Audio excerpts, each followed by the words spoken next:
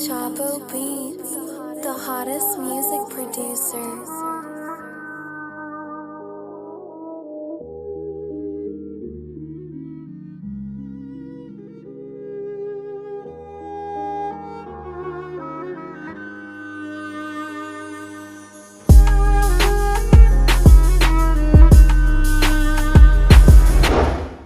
If you'd like more videos made on the Khabib vs Tony fight, then be sure to like the video and subscribe to the channel. The undisputed UFC lightweight champion of the world, Khabib, the Eagle Nurmagomedov, holds an impressive, unbeaten win streak of 28 consecutive victories with no defeats. Khabib said he's got a few more fights left in him before he retires from the sport of MMA. So before he does, let us try to answer the question, how good is Khabib really?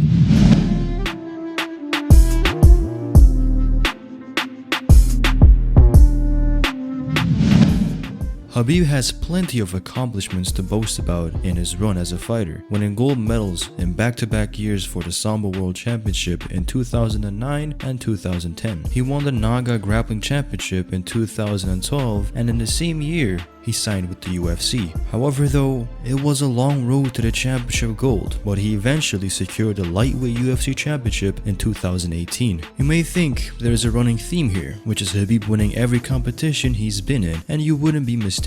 Ever since he set foot inside the UFC octagon, he virtually defeated all his opponents with relative ease and came out of fights unharmed. So join me today as I analyze what contributed to this man's total dominance in MMA.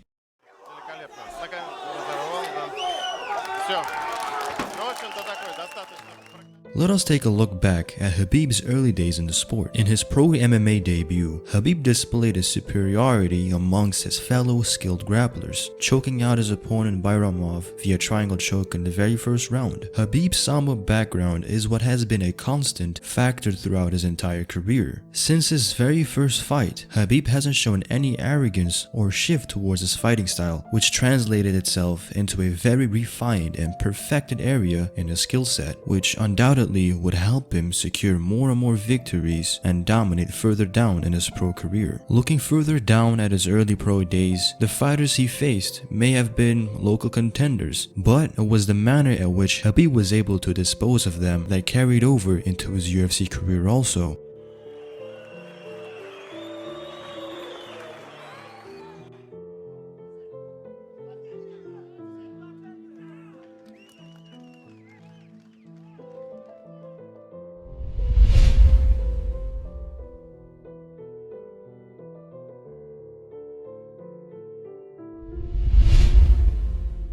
Winning his UFC debut by submitting his opponent Kamal Shalarus by submission is where you can start to compare the Khabib of 2020 of the current day to the Khabib that just made his pro debut. What really impresses me the most is the core of Khabib's game. It still hasn't changed much, and it still works wonders for him. Reflecting his last performance against Dustin Poirier where he won by a rear naked choke, it is just insane to think about that at the entry level of MMA in the UFC, he performs and outdoes his opponents just the same way at the championship world level. And that is precisely what is the most intriguing about Khabib. It's not like we haven't seen grapplers, strong wrestlers, or skilled submission fighters in MMA or anything, but we've never seen anybody quite like Khabib. In my opinion, Khabib's overall greatness comes from two main components: fight IQ and his strong will. Many fighters today in MMA are just MMA fighters, a jack of all trades but a master of none. So when there is somebody who has went through the extra mile to dedicate so much work into his craft even before getting into the UFC, is what really gave Khabib a strong head start over his opponents. And seemingly the Sambo style is the best foundation to have transitioning into MMA. The first prime example of this was Fedor Emelianenko's run of complete dominance, and Fedor in his prime years looked like an unbeatable force in MMA, which is exactly how Khabib is looking today. Both Fedor and Khabib were not the biggest or strongest in their respective divisions, but they were the most efficient with their own game. They know how to make their opponents fight their fight from the get-go, and it never looks like their opponents ever have the upper hand on them. Looking at many of Khabib's opponents, they all have a similar way of fighting him, and that is to try and weather the storm, which obviously has not done them any favors. Khabib's quick ability of getting a grip on his opponents was really all he needs in this fight, and everything comes secondary to that. And because of this, he has an ability that can make strikers look like average opponents by presenting a serious grappling threat. Knowing that most strikers in his divisions aren't really great outside fighters, he makes sure that he can take full advantage of this by immediately disrupting their rhythm and engage them with serious pressure,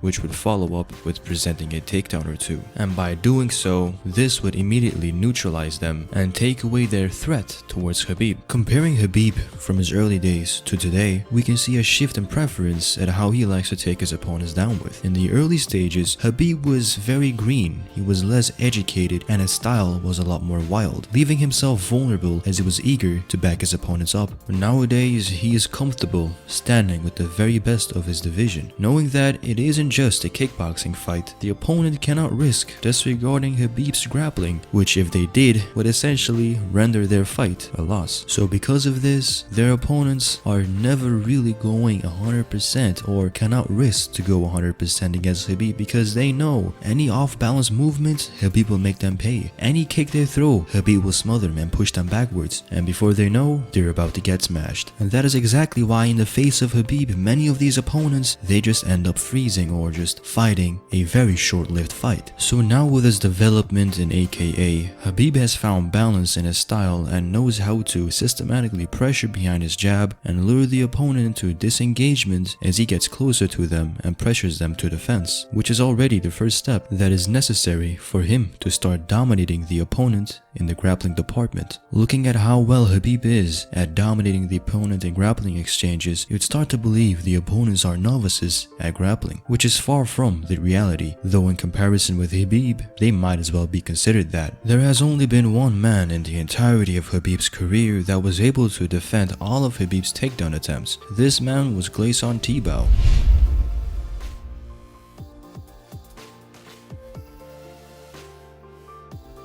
Tibau was a fighter who had an absurd size advantage when both him and Khabib were fighting. Khabib was successful at driving Tibau against the fence, but he was unable to complete his takedowns, mainly due to Tibau's own takedown defense and serious advantage in strength, whether it was enhanced or not. Clearly at this time, Tibau's own black belt in judo had given him the perfect counter to fight off Khabib's black belt level judo, which in return resulted in a contest where both fighters were cancelling one another out, as Gleison was continuously able to get an underhook and overhook onto Khabib to then lift him back up from trying to lock his hands and secure a takedown. Now at this point, you may think to yourself that Khabib has finally been exposed. However though, with Khabib there is no such thing as an end. The fight, regardless of it coming to a stalemate, was never seen to come to a halt in pressure from Khabib. Though Gleison defended takedowns, this would not discourage Khabib from trying over and over again. His mental strength, being a big contributor to his overall game, wouldn't allow him to be discouraged in the slightest. If one door closes shut in his face, just another try is all he needs. And because of this, Khabib was able to be the aggressor in the fight, which ended up awarding him the decision victory. But now, comparing Tibau with the rest of Khabib's opponents, truly there has never been anybody quite like him. Though Tibau defended well, that was pretty much all he did. In all other areas of the game, he was essentially losing. And that was all he could do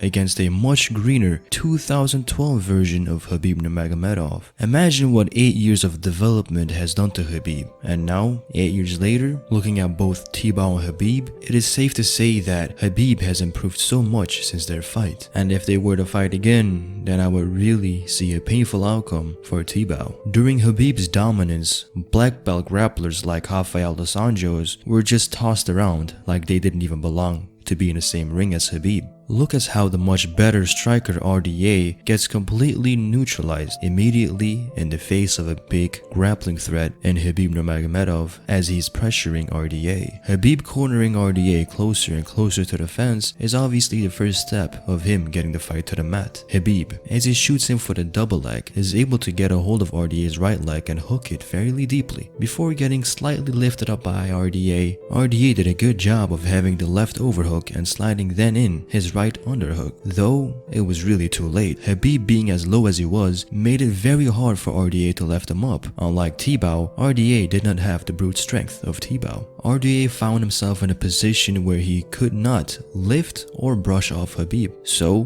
Khabib, with a superior grappling by staying low, was able to lock around RDA's waist and lift him up and then slam him to the canvas. RDA may have managed to get back up, but he simply got taken down again, over and over again. And we're talking about RDA here. Soon after this fight, he would go on a tear on the division and become the new lightweight champion of the UFC. He was definitely no chump. Khabib, since the RDA fight, would easily defeat all of his opponents in a one-sided beatdown in the same old fashion. In the fight that would crown Khabib the UFC lightweight champion, we saw arguably his best performance to date. Not because of who he beat, but how he beat his opponent, Al Iaquinta. Being able to get the fight to the mat and dominate Al, Khabib ended up abandoning his takedown heavy game plan, as his opponent Al Iaquinta was continuously fighting defensively with a very low stance that would help him defend incoming takedowns. This created a massive opening in his guard, and Khabib exploited this completely, jabbing Al over and over again. This performance displayed Khabib's improvement as a fighter, which completely went under the radar, and I personally wouldn't say he peaked until he fought Conor McGregor. In his fight with Conor, he showcased his entire skill set and how it developed. Pairing his technical improvements up with his IQ, Khabib knew exactly what to do with Conor. Conor is a come-forward counter-striker. He's excellent at making his opponents come at him out of desperation when he backs them up against the fence, and being a southpaw fighter, his abilities to take away the opponent's jab left them mostly with a right-hand punch, making it easier for Conor to evade and then counter. Khabib, knowing how lethal Conor is at making his opponents commit to baits, he knew he had to stay composed in the face of his fiercest adversary, not engaging at all,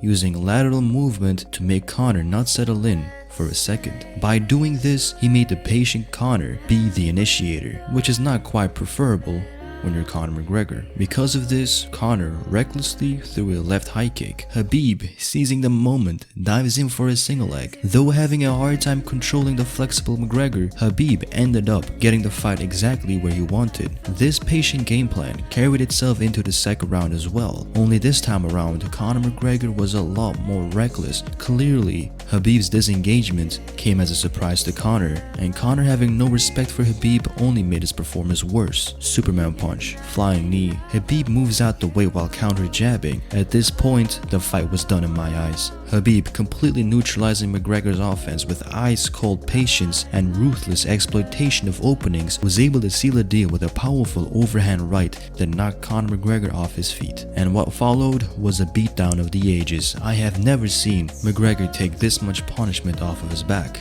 In the end, Conor McGregor's chances in this fight had no other option but to fade away as each second went by. Khabib, taking the battered Conor McGregor down, was able to neck crank him into submission in the end. Not only did he defeat Conor McGregor, he also retained his lightweight world title. But this is something people forget. He also, at the same time, became the new lineal UFC champion, as in that fight, McGregor was still holding the lineal status as lightweight champion. At this point, disposing of Conor with such excellence really solidified Khabib's improvement and greatness. His following fight against interim champion Dustin Poirier was even easier. Knowing that Dustin likes to guillotine choke his opponents, he willingly positioned himself to be put into a submission, but he made sure Poirier would never be able to complete the submission, making Dustin Poirier waste his final energy and only chance at defeating Khabib. After tiring out Dustin Poirier, Khabib quickly turned things around and ended up choking out Dustin Poirier with a rear naked choke, and once again defending his lightweight UFC title. And to answer the question, just how good is Khabib? Right now, I'd say Khabib is one fight removed from being considered the greatest lightweight UFC fighter of all time. If Khabib can defeat Tony Ferguson,